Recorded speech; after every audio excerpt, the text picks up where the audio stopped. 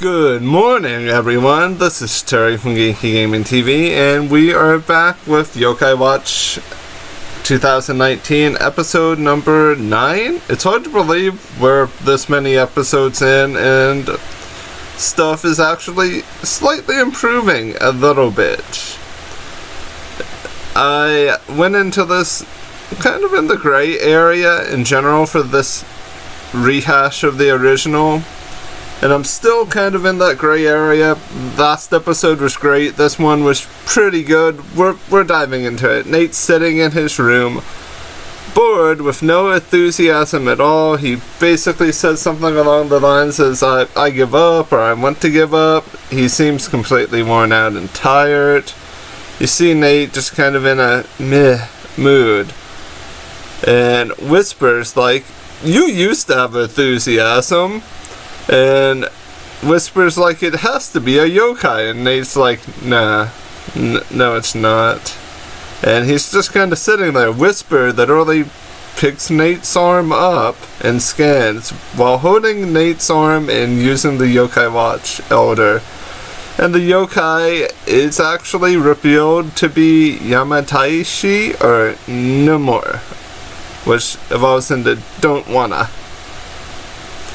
And Nate really doesn't care much about the situation. He's like, I don't care. Give me the arc, I guess, or something along those lines. Whisper tries to beg Jibanyan for help, but Jibanyan's like, I got more important things to do. I'm eating this choco bar while rolling around on Nate's bed. Nate's pillow feels so good. I guess Jibanyan is not allowed to sleep in beds. Do yokai even really truly sleep? We'll get into that another time. Whisper just basically pushes Nomura out of the way. And upon doing so, Nate regains a little bit of his enthusiasm, his gusto. Coincidentally or not, he summons the great and powerful wrestler El Gusto. And then El Gusto clashes with Nomura, that negative enthusiasm with positive enthusiasm clashing back and forth, but they're in a constant stalemate, so there is no back and forth. With everything evenly matched, we have one chance side time for El Gusto. And he becomes Super Saiyan El Gusto. At least that's what I'm calling it. I guess the show might call it... I can't think of anything bigger than Grande, and I know El Gusto evolves into Grande El Gusto or Augusto Grande. So Super Saiyan El Gusto is now a thing. After going Super Saiyan and blasting Nomura into a million pieces, but not really into a million pieces, Nomura decides to give Nate his arc. And upon doing so, Nate is now inspirited by Super Saiyan El Gusto, and Nate is now Super Saiyan Nate or Super Saiyan Keita. He grabs his Switch and begins playing with all the enthusiasm in the world. He even eats bread and eats his breakfast with enthusiasm.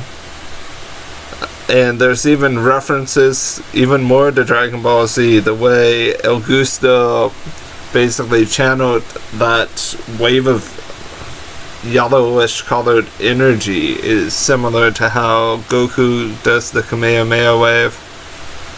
And part 2. Katie is chatting with her mom. Nate is kind of hearing that situation while reading a manga.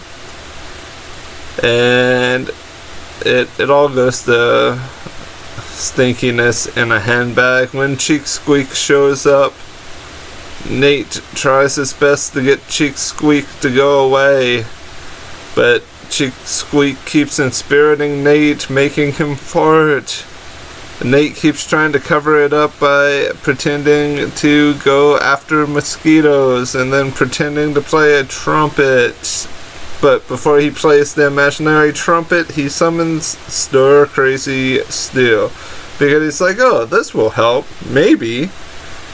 No, it doesn't help. Stir Crazy Steel is useless in this situation.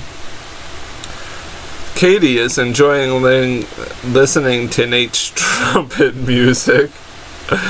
We even get a retro-looking scene of a jazz bar, Nate pretending to play his trumpet, Stir Crazy Stu on drums, and Chick Squeak on saxophone. And Whisper's just there drinking a milk, because why wouldn't he be? And Katie is like, oh, I didn't know Nate was so talented. And Katie starts clapping. Nate then opens his window, and then a wave or a blast of farts emerges, causing Katie to go, this is disgusting, Nate, and she slams her window shut. And you see Stir Crazy Stu and Whisper with gas masks on, and Nate curled up in a ball, still farting on the floor. Because fart jokes and bald jokes are everywhere in this new original Yokai Watch series. Now we move on to the 4 Koma, or the Koma 4 Com. It was cute, but it was unnecessary. The Koma bros went to a cell phone shop in order to get a new cell phone plan, because they should be on a family plan to begin with. You would imagine they would already have a plan, but they probably just wanted the best plan there is available. The funny part of this, you would only get if you know a little bit of Japanese. You don't need to even know a ton to get it. You guys know how Koma-san is called Koma-san? San, S-A-N, is polite for Mr., or is basically Mr. in Japanese. So, but Koma-san is Koma-san's full name. It's one unit. It's not Mr. Koma. It's, so the sales rep is like, Koma-san? It's funny if you get Japanese and get the situation. The Japanese audience probably got the joke and really enjoyed it. Certain things culturally you can't really replicate, which is why we get some very strange localization names, which kind of make no sense in certain situations for different cultures.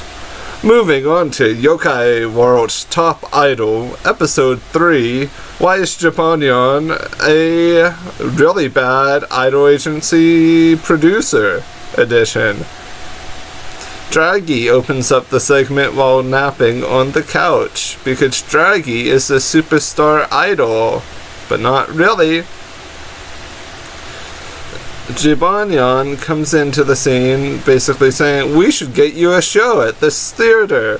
Turns out it's already sold out by Kurokoma, because, yeah, Koma-san reskins are apparently a thing that's pretty popular. So Jibanyan is frustrated. So Jibanyan and Draghi tried to go out. Well, he basically sends Draghi out in search of some talented people. They find Blazion, Shogunyan, and Mochismo. Mochismo.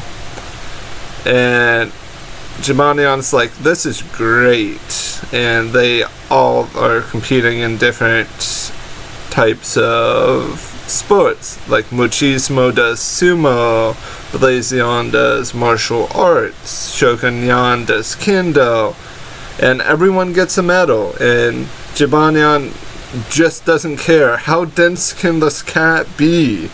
So he's like, nah, I don't want him.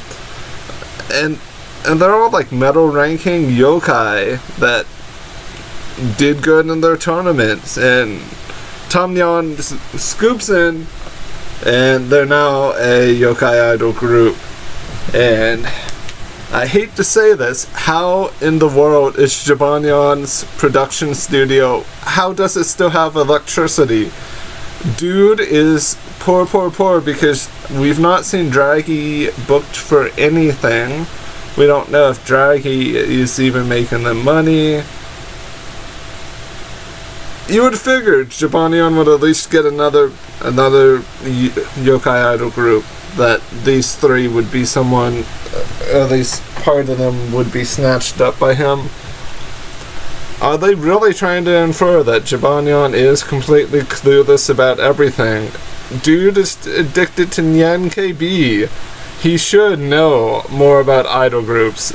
And no, this is not a rant. This is just a why moment. Something that you're just so shocked about that it just doesn't matter.